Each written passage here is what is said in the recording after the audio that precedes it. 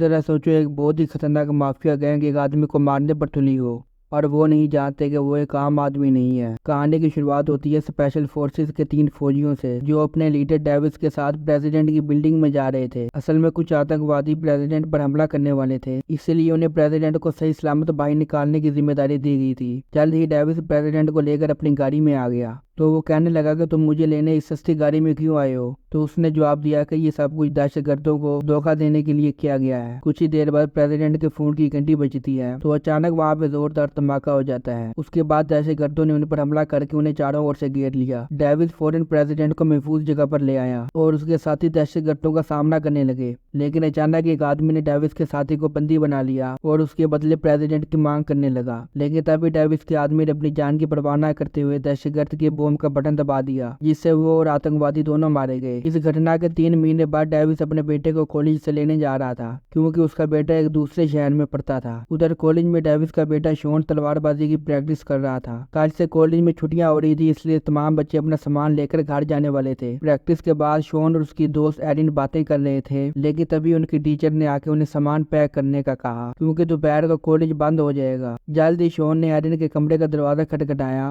और उसने बताया कि सारे बच्चे कॉलेज से जा चुके हैं और अब बस वो दोनों ही बाकी बचे हैं, इसलिए उन्हें भी जल्दी से चलना चाहिए। एरिन ने पैकिंग में शॉन की मदद मांगी और वो दोनों सामान पैक करने लगे। उधर मेन गेट पर एक काले चश्मे पहने आदमी ने अचानक कॉलेज में घुसकर तमाम गार्ड्स पर गोली चलाना शुरू कर दी और उन सब गार्ड्स को मार दिया और 20 मिनट बाद उनके जासूस पूरी बिल्डिंग में फैल गए। असल में ये सारे लोग एरिन को अगवा करने आए थे क्योंकि एरिन सुप्रीम कोर्ट के जज की बेटी थी। काले चश्मे पहने इस आदमी का नाम मेलविन था। जल्दी उसने अपनी टीम को काम पे लगा दिया और खुद एरिन का नया ड्राइवर बनकर उसका इंतजार करने लगा। कुछ ही देर में एरिन और शॉन भी नीचे आ गए। तब मेलविन ने एरिन से कहा कि उसके पिता ने उसके लिए एक नया ड्राइवर भेजा है। इसी बीच डेविस भी कॉलेज के दरवाजे पर आ गया था और वहाँ पे गार्ड के बेस में खड़े गुंडे ने उसे अंदर भेज दिया। अपने पिता को 6 महीने बाद देखकर शॉन बेहद खुश हुआ। अब एरिन गाड़ी में बैठने लगी थी कि उसे अचानक याद आया कि वो अपना लैपटॉप कमरे में ही भूल आई है।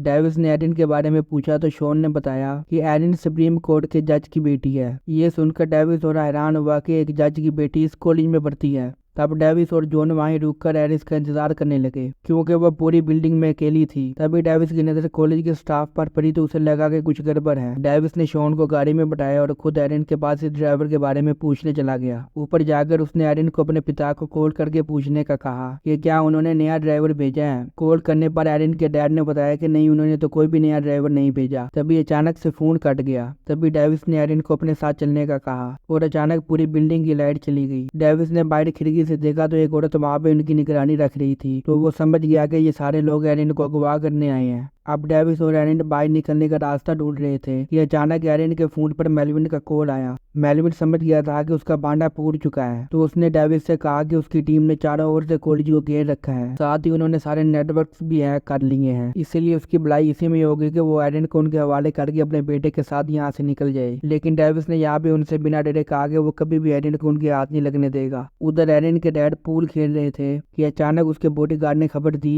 कि CIA का डायरेक्टर फिलिप उसे मिलने आया है। फिलिप ने जज से मिलकर कहा कि वो आने वाले केस पर क्या फैसला सुनाने वाला है। असल में ये संविधान को बदलने का केस था और जज की हाँ से ये कानून लागू किया जा सकता था, लेकिन जज ईमानदार था। उसने कहा कि वो कभी भी इसे लागू नहीं करेगा। ये सुनते ही फिलिप ने जज को धमकी दे डाली कि कहीं उसकी गलती का नतीजा उसकी बेटी को न भुगतना पड़े। उधर डेविस और एरिन अभी तक बाहर नहीं आए थे, इसलिए शॉन भी उनके पीछे बिल्डिंग में आ गया। लेकिन तभी सफाई करने वाले के बेस में एक गुंडा उसके सामने आया। शॉन ने उससे पूछा कि क्या उसने डेविस और एरिन को देखा है, तो गुंडे ने कहा कि वो दोनों ऊपर हैं और मैं तुम्हें उनके पास ले जा सकता हूँ। लेकिन जैसे ही वो लिफ्ट में घुसे तो उसने शॉन पर हमला कर दिया। खुशकिस्मती से जल्दी वहाँ पे डेविस और एरिन भी आ जाते हैं और डेविस ने वहाँ पे अपने बेटे की जान बचाई। उसने गुंडे को बेहोश करके उसका रेडियो और बंदूक चुरा ली। उसके बाद वो शॉन और एरिन को लाइब्रेरी में ले आया और उन दोनों को वहीं छुपने को कहा और जाने से पहले उसने शॉन को वो रेडियो और बंदूक दी और खुद सभी गुंडों का सामना करने निकल पड़ा। तभी एक गुंडा लिफ्ट में घुसा तो उसकी नजर वहाँ गिरे फोन पर पड़ी। जैसे ही वो फोन उठाने के लिए झुका तो वहाँ छुपे डेविस ने उस पर हमला कर दिया।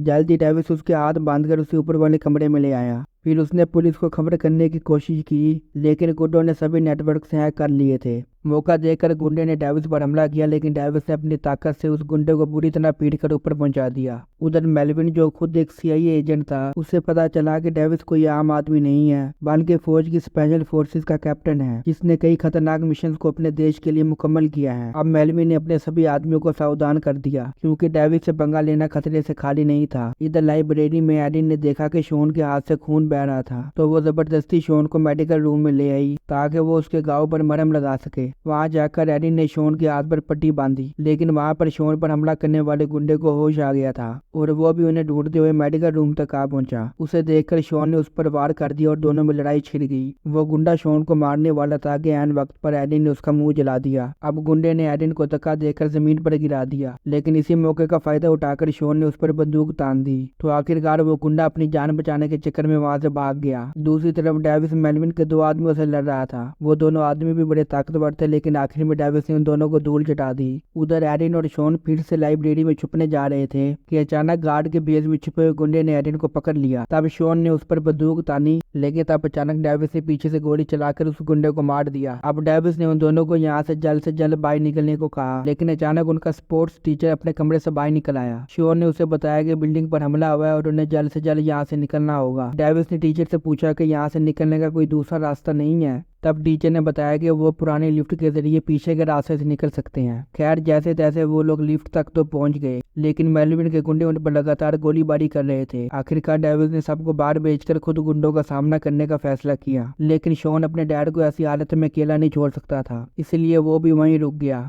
इसके बाद एरिन और टीचर पीछे के रास्ते से बिल्डिंग से बाहर आ गए, लेकिन मेलविन और उनके साथी तो पहले ही उनका वहां पे इंतजार कर रहे थे। टीचर ने एरिन को मेलविन के हवाले कर दिया और फिर अपने हिस्से के पैसे मांगने लगा, लेकिन पैसे देने की बजाय मेलविन ने उसे मार डाला। इसके बाद मेलविन ने अपने गुंडों को लिफ्ट में बॉम्ब लगाने का कहा। वो जानता था कि लिफ्ट के ऊपर शॉन और डेविस मौजूद थे। उधर जैसे ही डेविस की नजर लिफ्ट में रखे बॉम्ब पर पड़ी, तो वो फौरन ही शॉन के साथ कूद गया। दूसरी तरफ जज वोल्टन को अपनी बेटी की बहुत फिक्र हो रही थी। तब फिलिप ने उसे एक वीडियो भेजी जिसमें उसने एरिन को बंदी बनाया हुआ था। आखिरकार अपनी बेटी की जान बचाने के लिए वो जज सारे कानून पास करने के लिए तैयार हो गया। इसके बाद फिलिप ने एक खास जगह पर उस जज को बुलाकर एरिन को वापस ले जाने के लिए कहा। उधर डेविस और जॉन धमाके से बच निकले थे। जब शॉन ने देखा कि मेलविन एरिन को गाड़ी में ले जा रहा है, तो वो अपनी बाइक पर उसका पीछा करने लगा। इधर डेविस सीधा सप्राउल नाम के गुंडे की गाड़ी की छत पर कूद गया। इसी भागदौड़ी में फिलिप ने शॉन को गोली मारकर अपनी गाड़ी में बैठा लिया। उधर डेविस ने जबरदस्त तरीके से सप्राउल और उसके सारे साथियों को मार गिराया, तो उसने जीपीएस पर देखा कि जज भी इसी दिशा में आ रहा है। तब उसने जज को रास्ते में रोककर सारी बात बताई और कहा कि वो उसकी बेटी को बचाने में उसकी पूरी मदद करेगा। इसके बाद वो दोनों शॉन और एरिन को बचाने निकल पड़े। वहां पहुंचकर जज खाली हाथ बाहर निकला और मेलविन के गुंडों ने उसकी तलाशी ली। अचानक जज वहां से भागा और गाड़ी में जोरदार धमाका हो गया। तभी डेविस हाथ में बंदूक लेकर धमाके से बाहर निकला। तब उसने एक एक करके मेलविन के सारे आदमियों को गोलियों से भून दिया। उधर शॉन भी फिलिप के आदमियों का सामना कर रहा था,